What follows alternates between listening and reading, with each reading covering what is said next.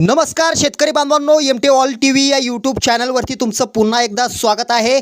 कापूस सोयाबीन उत्पादक शेतकऱ्यांना हेक्टरी 5,000 रुपये देण्याचे आदेश कृषी मंत्री धनंजय मुंडे यांनी दिले होते।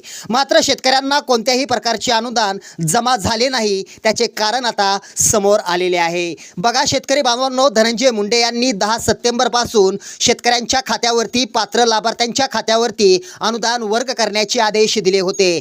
त्यापोटी 4,194 कोटी रुपये निधी उपलब्ध करून देण्यात आलेला आहे। मात्र शेतकऱ्यांच्या खात्यावर अजूनपर्यंत तरी रक्कम वर्ग झालेली नाहीये। कृषी विभागाकडून शेतकऱ्यांचे सहमती पत्र, सामायिक पत्र आदी गोष्टींची पूर्तता करून घेतली, मात्र तरी देखील अनुदान जमा का झालं नाही असा प्रश्न शेतकऱ्यांना पडला आहे। मित्रांनो, मिळालेल्या मीडिया रिपोर्टनुसार कृषी विभागाकडून यात दिरंगाई झाल्याचं बोललं जातंय। कारण अजूनपर्यंत तरी कृषी विभागाकडून अंतिम यादी तयार झाली नसल्याने अनुदान वाटपासाठी दिरंगाई होत आहे।